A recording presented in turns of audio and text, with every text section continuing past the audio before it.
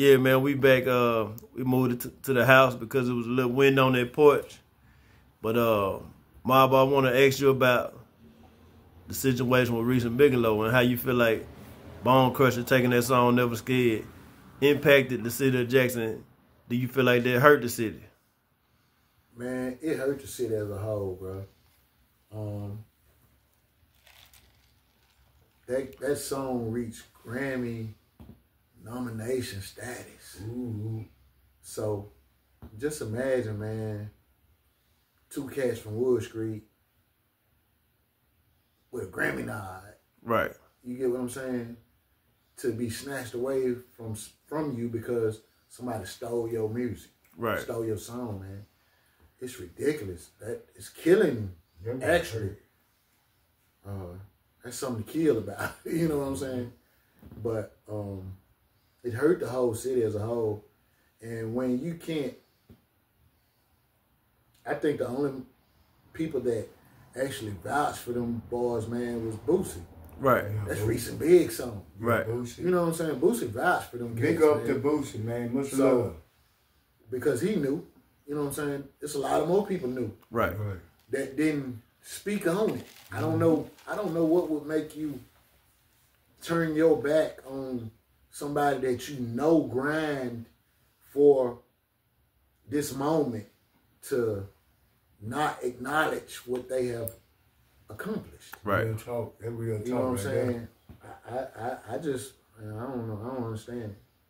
But I you know, it is what it is. They're going through the legal part right now. I seen somewhere, I think last year, where they, you know, supposed to be awarded some money or something, you know. So I hope it all pans out correctly. For sure. For sure. Yeah. I want to ask you. the best for everybody. We wish the best. For sure. I want to ask y'all about a song y'all had, What's Up With The System. Y'all was speaking about police brutality. Politically speaking, Go ahead. The average black male go through every day. That's all we were speaking. Then we went too far with it now, I promise you. But the song everybody was bumping it, and every black male was feeling it.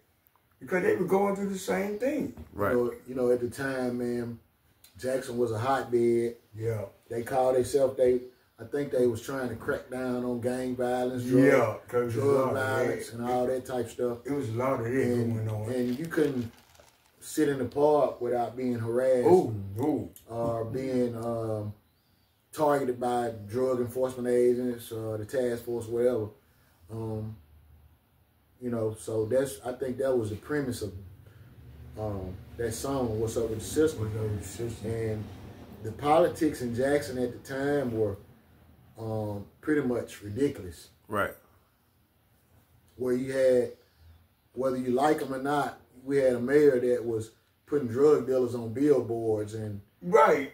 You know, what name was? Milton. Frank Milton. You had that type of stuff going on. Rest in peace to him too. Yeah, no doubt. Rest in peace, Frank Milton. But you had that type of stuff going on, as to where people were being targeted. You know what I'm saying? So it was innocent people. Innocent people were being targeted. You know, that's what I didn't like. It was like you was putting. I don't know how you would say it, but everybody can't fall victim because of what somebody else did. I mean, don't put me, because I'm from this neighborhood or I live on Wood Street, you're not gonna tell me that I'm a criminal. Right.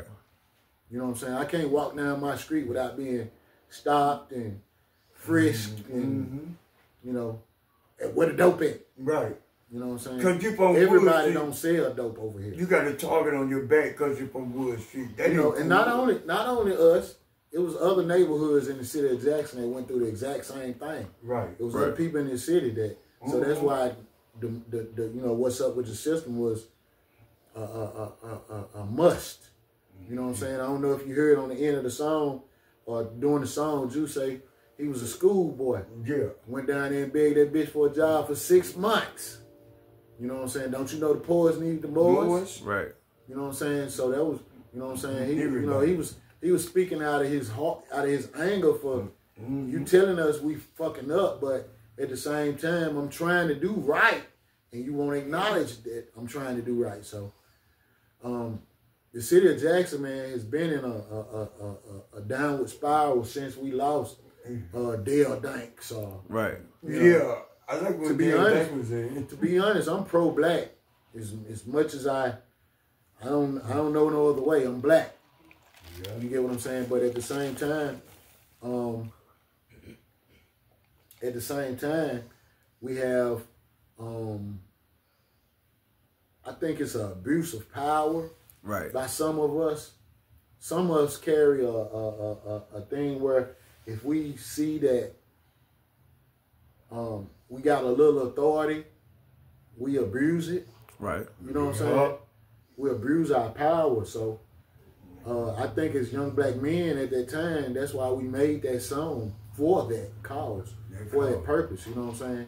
To be a spokesman for people who had no voice. Right. Right. They listened to that song. I did it because I was kind of angry. But, you know, but I was speaking for the people that can't say it. Right. Right. You know, that's what us rappers do, though. Right. That's what it is. We speak for those who can't speak for themselves. Right. That's true. And I ain't mad at nobody. And y'all support us. Give a nigga a job. For sure. A job. For sure. Hey, when you speak about Dale Danks, I'm going to switch it up a little bit. A lot of people say that Harvey Johnson came into office, Jackson was never the same, man. No. Bro, it ain't never been the same. No. Speak on that. You know, bro, it ain't never been the same. No. Listen, bro, on God, I ain't gonna Sugarcoat it. I ain't gonna sugarcoat it, but it is what it is. And again, I am pro-black, but I feel as though we take shortcuts in stuff that we try to do. Right. True story. Meaning,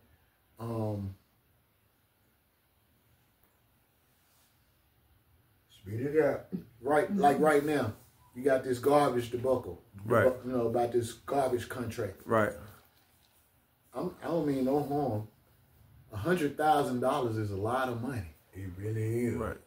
Right. If I can tell you, hey, if you get me this garbage contract, I'm gonna give you $100,000. Right.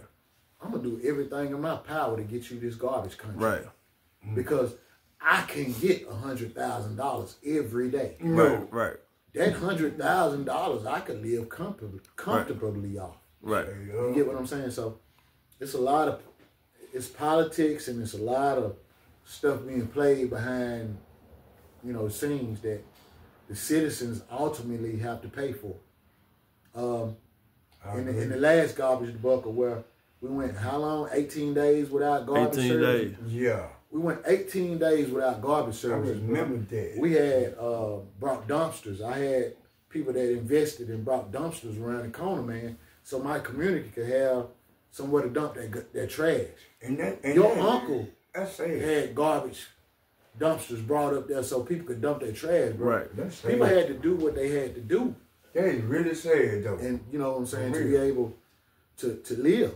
For sure. To basically live. Those are and right now, like the water situation, bro, that is a basic necessity. That's wicked. That is a basic necessity. Water is a basic necessity. You gotta have that. You need water to live, and to not have proper drinking water, Right. where you don't feel comfortable going in there in your tap and drinking a glass of water, something is wrong with that picture. But you complaining that people are not paying their water bills, but I can't go get me a glass of water if I need it. Right. I have to go to Save-A-Lot or any other store and buy me some And get your water to drink. And then look, this what Scarface and Bushwick Bill and them said that we didn't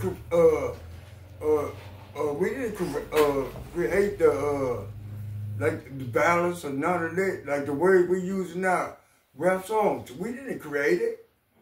You know, they make movies and then they doing everything that we rapping about. But y'all showing it to them. Who doing the worst? Who doing the worst? Y'all showing it to them. For sure. But we rapping it. But y'all target us. For sure. For sure. Hey, speaking of movies, if it was a movie made about Jackson, man.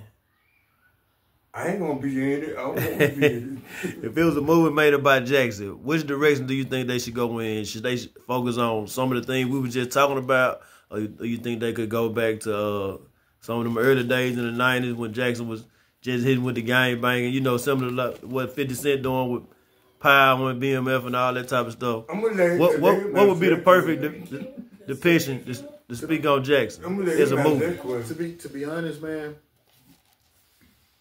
I've had a script in my head for about 10 years now. Right. I don't know if many people know about Jackson, Mississippi, how deep they know about Jackson. They don't know it. We had a serial killer in Jackson, man, that lived less than a block away from me. He lived approximately 6, 7 houses down the street from me. Right. And I grew up with him, and there has always been a thing of mine to bring that story to the camera. Right. To bring that story to life, man. You telling y'all the truth.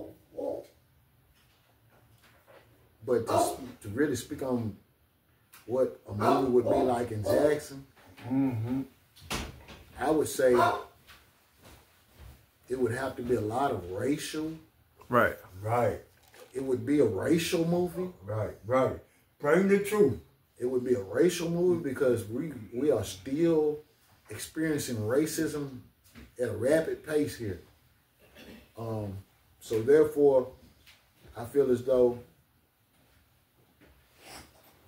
we can't, like, He wasn't breaking down. He gonna tell y'all the truth. I feel as though you can't do a real, I mean, it depends on, if I want to depict a real movie about Jackson, Mississippi, it would be eerie. Right. It would be eerie. But I could sit there and I could paint you a beautiful picture. Right. You know, I could give you what you want. Yeah, I ain't You get what I'm saying? But to speak, if I'm being truthful with you, the movie would be real eerie, man. It would be a sad, because we have sad occasions going on every day here. Sad events, man. Right. Where babies dying. I thought I've always I was brought up in an area, man, in an area where old folks and children was off limits. You know what I'm saying? Even in my neighborhood, old folks and children were off limits. Right. But these new cats, bro, I don't know. They don't care. They don't care, man. And then this the part that when they listen to my music, like on my new album, I told them, I said, just entertainment. Don't do what you hear me rapping about. Don't do that. Don't do what you hear me rapping about. Speak on some of the good things in Jackson, man, because that's all we hear. Yeah. The bad thing about the water. You know what? There's some good things going on in this city, man. Yeah, it's some good people. Listen, man, we got some good eating. Right. We got some good entertainment. On everything. Man, we got some good, we got a lot of good things going on. We got good restaurants and that's why I say we got some good eating. We got that. Give me some good restaurants. If I'm out of town and I'm coming to Jackson. Hey, okay then. Hey, shout out to my family, Josephine's Kitchen. Sure. Yeah. Hey, listen, you are in Josephine's house. Okay. Everything, yo. So yeah, Josephine's Kitchen, but also, man, I like fish. I like country fishing, stuff like that. And then I'm a big fish guy. Valley Street, Tony. For sure. And I be busting the E&L spot. I be busting E&L right down the block from us. You know what I'm saying? That's in our hood. It's right in the hood. So. Right. Sauce on the fries. And then my mama down there, what's the name of the spot next to the top shop? Anyway, that's where I go when I get hungry. And I be like, yo, it's time for me to eat. I know where to go. For sure. You heard me? If y'all been Jackson, I'll show you where to go. And you want a tour? And big shout out to Brain Freeze. Where that at? Brain Freeze. Y'all come shop at Brain Freeze. My daughter has a building called Brain Freeze. Oh, straight up? Where she sells snow cones, food, Y'all whatever support you it. need. So Support y'all support it. that. For sure, man. Y'all tap in with Brain Freeze. No doubt. Straight up.